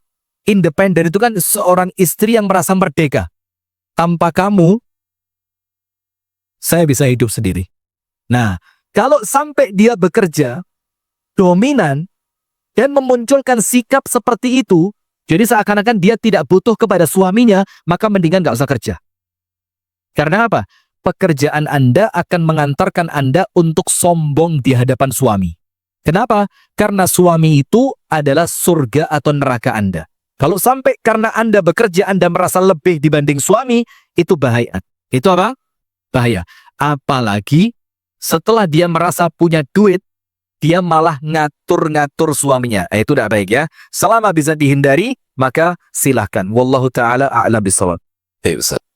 Assalamualaikum warahmatullahi wabarakatuh. Izin bertanya, Ustaz, bagaimanakah sebaiknya sikap seorang ibu sambung terhadap anak sambungnya? Bagaimanakah pertanggungjawabannya di akhirat sebagai seorang ibu sambung? Betul. Secara mahram itu kalau dalam fikih Syafi'i nggak batal wudhu. Ya, tidak batal wudhu. Si ibu sambung boleh buka jilbab di hadapan anak sambungnya kalau mereka berbeda jenis kelamin. Secara hukum mahram, ibu sambung adalah mahramnya anak sambung. Selama bapaknya dan ibu sambungnya sudah melakukan jima, maka dia mahram. Dan mahramnya untuk selamanya. Mahram lil abad. Walaupun akhirnya bapak sama ibunya bercerai, dia tetap mahram. Maka secara mahramiyah tidak jadi masalah. Nah, secara tanggung jawab, ibu tidak bertanggung jawab terlalu terhadap anaknya. Karena tanggung jawab di tangan siapa? Bapaknya. Kullukum ra'in wa kullukum mas'ulun an ra'iyati. Kalimat ini, pemimpin itu, tanggung jawab itu di atas suami, bukan atas istri. Nah, berarti kalau dia ibu sambung, tetap dia secara naluriah, secara keibuan, dia mendidik, dia mengayomi, dia lemah lembut. Tapi tanggung jawab tetap di tangan suami, bukan di tangan istri, apalagi dia seorang ibu sambung. Wallahu ta'ala a'lam bishawab. Assalamualaikum warahmatullahi wabarakatuh. Ustaz mau nanya, bagaimana hukumnya suami bila lebih berat memihak ke keluarganya, sedangkan kepada istri dan anaknya tidak pernah menghargai dan menjaga perasaannya? Tafadhol Ustaz. Baik, ini ya tidak tepat juga ya. Saya ini termasuk ustadz yang mengajarkan suami untuk tidak tunduk kepada istri. Saya bilang, jangan melakukan sesuatu yang lebay kepada istri, sampai istri itu nanti ketika Anda sedikit berubah, dia merasa tidak diperhatikan. Nggak usah lebay. Sama istri itu biasa aja, yang wajar. Ya, sayang-sayang, tanggung jawab ya tanggung jawab, tapi kalau lebay itu tidak baik. Lebay itu apa? Oh, panggilannya sayang tidak pernah berhenti, kemudian apa-apa dilayani, minta apapun diberi, itu nanti lebay. Yang ini menjadikan istri itu pun akan cemburu kepada ibu mertuanya. Padahal aslinya, ibunya suami bukan saingan Anda. Dia bukan saingan Anda. Karena apa? Ibunya suami akan menjadi ibu selamanya. Sementara istri bisa jadi terjadi apa? Perceraian. Nah, maka sekarang begini. Bagaimana sikapnya seorang perempuan ketika si suami apa? Maka itu keutamaan saja, tapi tidak. Maka itu keutamaan saja, tapi tidak wajib. Ketika lebihnya diberikan kepada ibunya, itu haknya suami. Anda tidak boleh nuntut. Maka sekarang, melalaikan istri itu dari segi apa? Jangan main perasaan. Selama rumah ada, pakaian dijamin, makanan tidak kurang, selesai. Sisanya, dia mau kasih sama ibunya, dia mau kasih untuk yayasan panti asuhan, dia mau kasih untuk majelis taklim, dia mau nyumbang pondok pesantren, itu haknya siapa? Suami. Nah, tapi kalau lalai, betul-betul lalai artinya sandang, pangan, dan papan tidak dipenuhi dengan cukup, maka Anda boleh ngomong itu kemana? Ke pengadilan. Ngomong ke pengadilan agama, suami tidak memberikan kepada saya nafkah yang cukup. Seperti istrinya Abu Sufyan itu lapor sama Nabi ketika Abu Sufyan tidak memberi nafkah yang cukup. Rasulullah bilang apa? Ambil walaupun suamimu tidak tahu dengan standar cukup. Dengan standar apa? Cukup. Nah maka ingat kalau sandang, pangan, papan kurang, lapor. Boleh lapor kepada siapa? Pengadilan agama. Wallahu a'lam bishawab. Masih set. Nggak tahu sampai jam berapa? Sampai jam berapa ibu-ibu? Kasih ya. Baik, selanjutnya. Ustadz, bagaimana menghadapi suami yang sedang berhutang miliaran? Saya menghadapi suami yang sedang berhutang miliaran. Saya bingung bayarnya, usaha sudah tidak jalan lagi, kadang pakai uang istri, ya, ambil tidak bilang, beberapa kali uang ratusan juta. Terima kasih, Ustaz. Baik. Dengar istilah enggak, Bu? Uang istri itu uang istri, uang suami juga uang, itu enggak ada. Enggak, kita ngomong syariat ya. Kalau ngomong keadaan umumnya, ya silahkan saja. Tapi kalau ngomong syariat, uang istri, milik istri. Uang suami, milik suami. Apa yang dinafkahkan oleh suami kepada istri, nafkah wajib, sandang, pangan, papan, maka itu menjadi milik istri. Selain itu, tetap milik siapa? Suami. Nah, sekarang begini. Bagaimana Ustadz menghadapi suami yang punya hutang miliaran? Waduh. Sementara, ekonomi sedang tidak baik-baik saja. Dan dia sering mengambil uang tanpa sepengetahuan istri. Dia ngambil uangnya siapa? Istri. Ini wallahu a'lam bishawab. Nggak tahu gimana ya. Nggak tahu saya. Ini coba konsultasikan kepada yang ngerti finance ini ya. Kalau saya nggak paham ini, daripada salah saya. Ini mendingan Anda tanya kepada orang yang ngerti masalah-masalah keuangan. Ini berat juga ini. Kalau saya jadi istrinya, nggak tahu. Pertanyaan yang lain. Ya, berikutnya Ustaz. Berat. Nah ini, Ustaz, izin bertanya. Saya perempuan single, umur 24 tahun. Didekati pria 40 tahun yang sudah menikah dan memiliki anak. Yang sudah menikah dan memiliki anak. Iya. Saya berusaha menghindar, tapi pria tersebut semakin memberikan kasih sayang yang luar biasa ke saya. Masya Allah ya. Tenang Ibu ya. Bahkan nge-treat saya like a queen. Ya. Apa itu? Apa ini Bu? Hah? Oh, ibarat ratu, Ustaz. Ya, Masya Allah ya. Kira-kira apa yang harus saya lakukan, Ustadz? Salah tidak kalau saya menerima cintanya? Maaf ya. Kalau pertanyaan seperti ini, Tapi hubungan sisa-sisa 100% tahui. yang salah perempuannya. Maaf ya. Mohon maaf ya. Yang salah siapa? Kalau Anda tahu Anda bukan istrinya, dan Anda tidak ada hubungan apapun dengannya, kenapa Anda mau diibaratkan seperti ratu olehnya? Ini Anda yang cari masalah ini. Seharusnya kalau Anda tahu dia bukan suami Anda ngomong, kamu jangan macam-macam. Kamu bukan suami saya, ini kenapa kok seakan-akan ngasih angin terus ini? Nah maka, mohon maaf, untuk pertanyaan seperti ini, perempuannya wajib mundur. Perempuannya wajib apa? Mundur. Karena apa? Karena ketika laki-laki itu memberikan kepada Anda seperti ratu, itu berarti Anda tahu dia laki-laki tidak baik. Karena kalau dia laki-laki baik, dia tidak mungkin melakukan itu kecuali kepada istrinya. Bagus ya. Luar biasa. Astagfirullah. Nah, maka maksudnya Bu, Kalau Anda ngelihat gelagat seperti itu ditegesin dari awal. Kamu ngasih kepada saya ini sebagai apa? Saya bukan istri kamu. Dan istri kamu tahu apa tidak? Oh, nanti dia akan gombal. Gombalnya apa? Loh, saya niat nikah. Loh, kalau niat nikah caranya tidak begini. Istrimu diberitahu dulu, siap enggak dia punya madu? Nah, kalau enggak, jangan main-main. Kalau ini saya rasa perempuannya yang salah. Suruh mundur aja. Jelas ya? Baik, berikutnya. Ustaz, apa hukumnya seorang istri apabila memberitahu atau mengajari suami tentang agama, sementara suami itu seorang imam keluarga? Baik, Ustaz. Enggak apa-apa. Istri mengajarkan ilmu kepada suami itu bukan aib. Bukan aib. Apalagi ketika si suami memang dalam keadaan ilmu agamanya minim. Kurang. Maka enggak apa-apa. Cuma ingat, cara harus diperhatikan.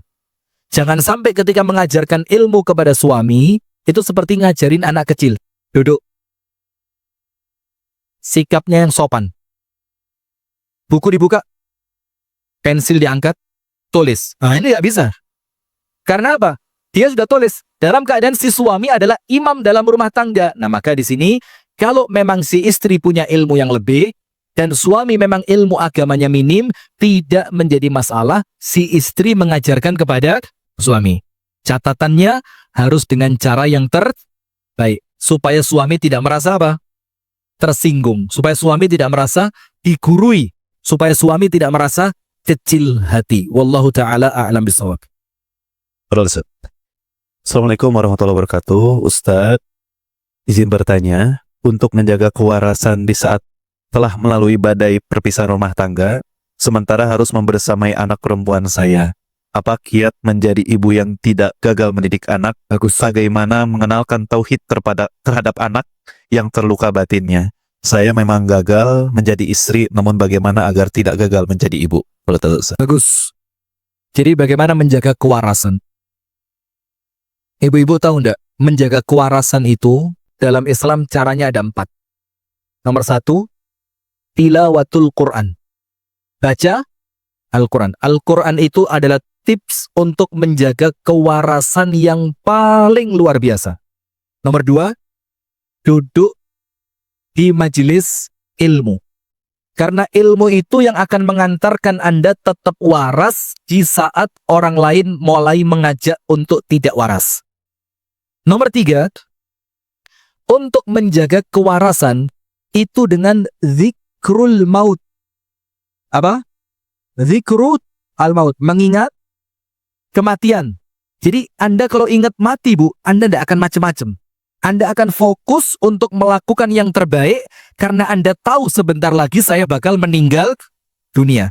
Dan yang keempat, kumpul dengan orang soleh. Nomor 1, Quran. Nomor 2, majelis ilmu. Nomor 3, zikru al-maut. Dan yang keempat, kumpul dengan orang soleh. Maka itu tips untuk menjaga kewarasan di zaman yang sudah mulai tidak waras. Wallahu ta'ala a'lam bishawab. Udah sih, jam 11? Sampai jam 11.20. Masya Allah, Ustaz. Assalamualaikum warahmatullahi wabarakatuh, Ustaz. Kenapa ya semakin kesini ujiannya semakin berat? Ketika saya mulai istiqomah, ujian datang seakan tiada henti dari berbagai arah. Nah, ibu-ibu yang kuliah ya, Anda kuliah jurusan apapun, ujiannya ekonomi. Anda kuliahnya jurusan apa aja, ujiannya apa? Ekonomi. Maka dari awal, sekalian aja ngambil jurusan ekonomi. Nah, itu bercanda begini. Bagaimana menjalani hidup yang semakin hari semakin berat? Bu, semua orang di dunia ini tidak ada yang ringan. Tidak ada yang ringan. Cuma kalau dalam bahasa Jawa, itu ada istilah sawang sinawang. Apa sawang sinawang itu? Yang sini ngelihat sana, enak ya. Yang sana ngelihat sini, enak ya. Semua orang begitu. Tapi tidak ada orang di dunia ini yang dalam keadaan baik-baik saja. Itu tidak ada. Ada guru saya dari Sudan. Namanya Ustadz Jazuli Rihal Amin. Beliau sudah meninggal. Semoga Allah Ta'ala merahmati. Beliau bilang begini. Ad-dunya lan tu'tika kulla syai. Dunia ini tidak mungkin memberikan kepada Anda 100%, tidak mungkin. Anda sehat, rumah tangga baik, anak-anak Masya Allah, mungkin Anda miskin. Ada diambil satu nikmat berupa apa? Kekayaan. Anda Allah bikin miskin. Ada yang lain, kaya raya, sehat walafiat, anaknya baik, mungkin rumah tangganya yang bermasalah. Ada yang lain, rumah tangganya baik, kaya raya, sehat walafiat, mungkin tidak punya anak keturunan. Ya situlah dunia ini. Kenapa di dunia tidak memberikan kepada Anda 100%? Supaya Anda ngerti tujuan akhir Anda adalah surga. Kalau di dunia Anda dapat 100%, Anda tidak pengen pergi dari dunia ini. Maka di dunia ini oleh Allah diberi ujian, diberi masalah, supaya Anda rindu akhirat. Supaya Anda rindu surga. Supaya Anda merasa dunia ini bukan tempat tinggal saya. Tapi nanti Allah akan memberikan kepada saya yang sempurna ketika saya sudah pindah ke surga. Maka sudahlah Bu. Tidak usah sok yang paling menderita di dunia ini. Semua orang di dunia sama. وَلَنَبْلُوَنَّكُمْ بِشَيْءٍ مِنَ الْخَوْفِ وَالْجُوعِ وَنَقْصٍ مِنَ الْأَمْوَالِ وَالْأَنْفُسِ وَالثَّمَرَاتِ. Kuncinya satu. وَبَشِّرِسْ صَابِرِينَ. Kuncinya satu. Sabar. Sabar itu apa? Sabar itu kalau bahasa kerennya ngempet. Ngerti ngempet? Ngempet itu apa ya? Anda sholat, terus Anda pengen kentut.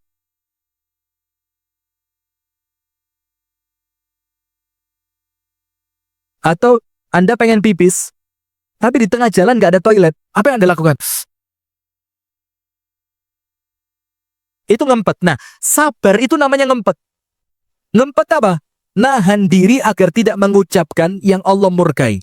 Dan menahan diri agar tidak melakukan sesuatu yang bakal dimurkai oleh Allah. Nah, ketika apa? Ketika mendapatkan sesuatu yang tidak kita harapkan. Nah, itulah namanya apa? Sabar. Nah, maka semua ujian, kalau Anda bisa sabar, itu maka jadi baik. Jadi, baik. Apapun ujiannya, tahan lisan, tahan perbuatan, jangan sampai dengan ujian itu mendatangkan kemurkaan dari Allah. Wallahu a'lam bishawab. Selanjutnya Ustaz. Iya, Assalamualaikum Ustaz. Izin bertanya, apa hukumnya suami mendiamkan istri saat bertengkar hingga lewat dari 2 hari? Wah, ini suami gentleman ini. Mendingan didiemin daripada dipukulin. Anda milih mana? Didiemin apa dipukulin? Dipukulin? Wah, Anda keren sekali ya. Mana nomor HP suaminya? Jadi begini jamaah. Kalau ngomong hukum, cuma 2. Halal, haram. Boleh, dan tidak boleh. Dan perkara rumah tangga itu kita sedang tidak berbicara hitam putih. Rumah tangga itu kita berbicara kedewasaan. Kita berbicara sikap. Kita berbicara solusi. Anda kalau tanya apa hukumnya suami mendiamkan istri, Anda tahu jawabannya haram. Haram hukumnya. Tapi pertanyaannya itu bagaimana mensikapi suami yang seperti itu. Nah begini Bu, saya sebutkan satu hadis. Yang hadis ini kesannya perempuan jadi korban, tapi pahalanya surga. Rasulullah bersabda begini, Ala ukhbirukum binisaikum min ahlil jannah. Maukah aku tunjukkan kepada kalian istri kalian yang akan menjadi penghuni surga? Nomor 1, Al-Wadud. Wadud itu istri yang sangat-sangat cinta kepada suaminya. Seakan-akan tidak ada orang lain selain dia. Itu nomor 1. Jadi matanya itu tidak pernah kepingin dengan orang lain. Cukup dengan suami.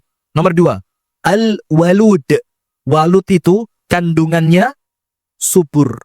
Terlepas dari makna ini, orang yang memang oleh Allah diuji dengan mandul. Ini tidak masuk maknanya.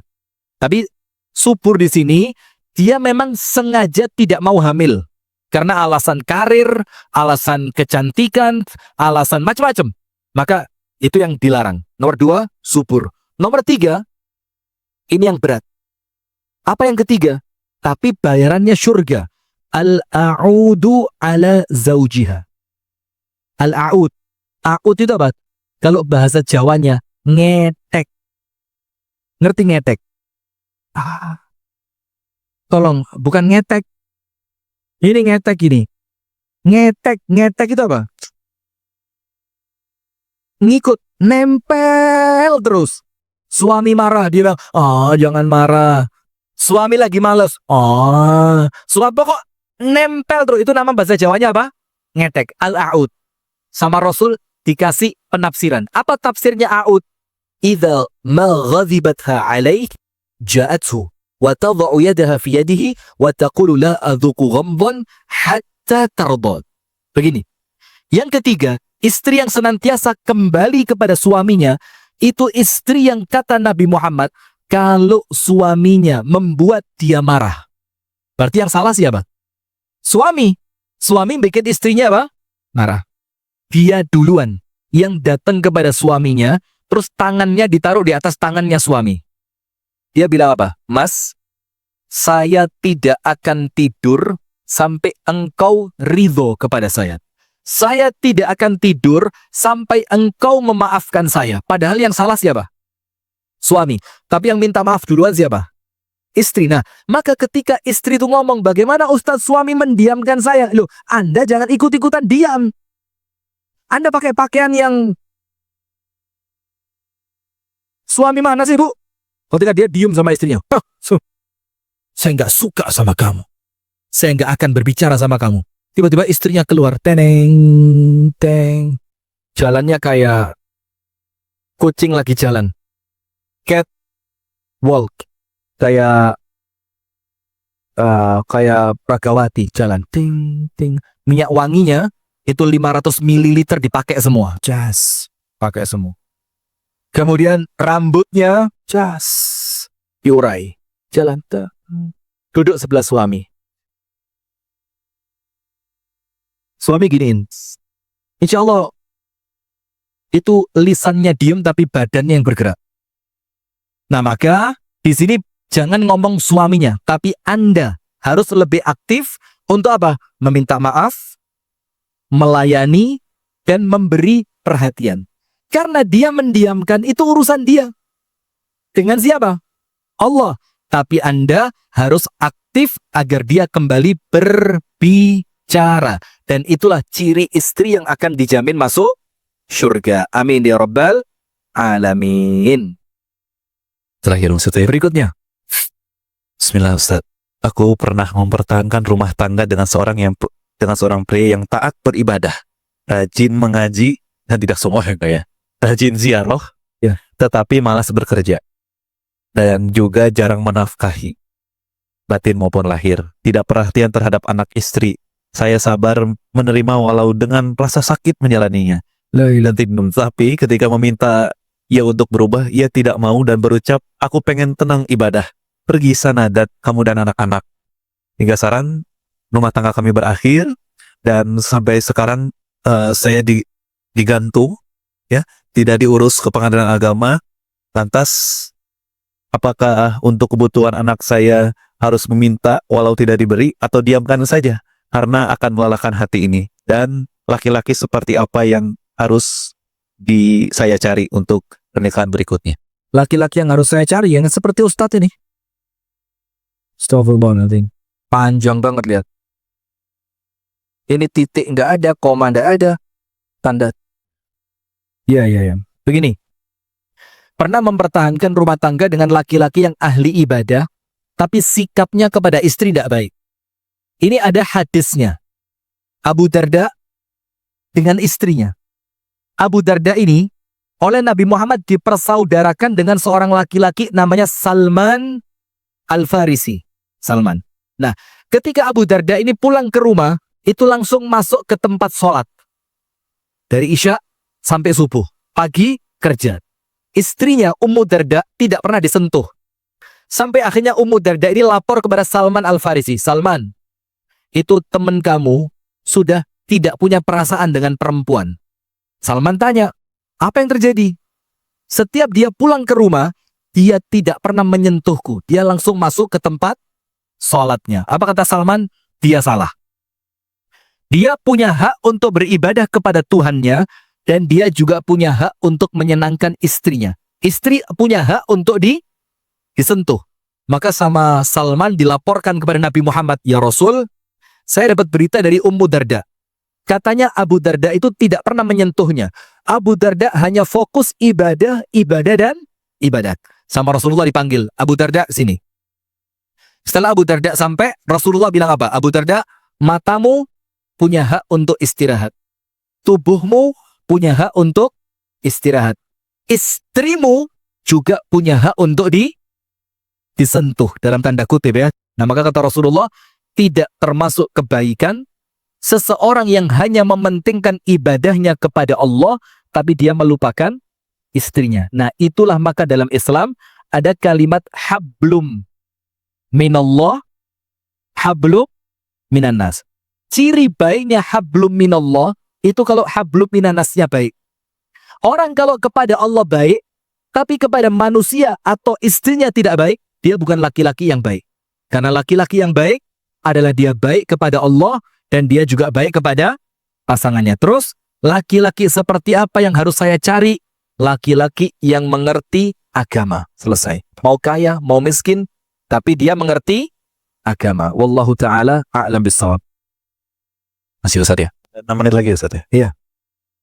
Assalamualaikum Ustaz. Bolehkah kita memberi sesuatu, misalnya uang kepada orang lain atau saudara, tanpa sepengetahuan suami? La, tidak boleh.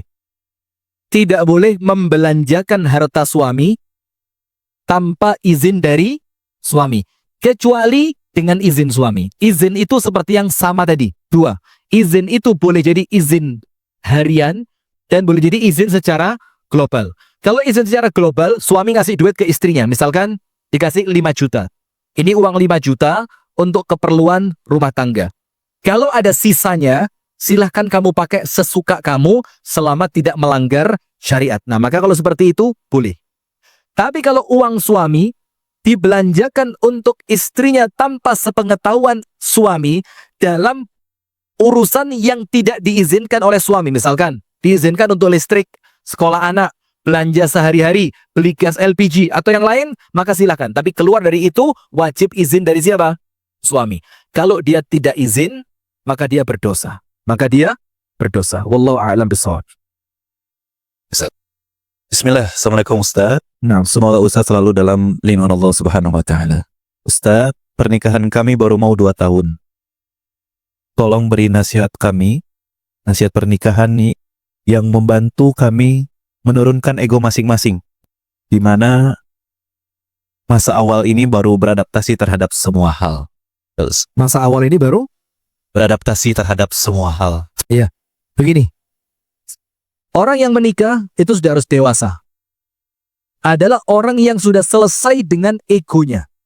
Jadi tidak ada.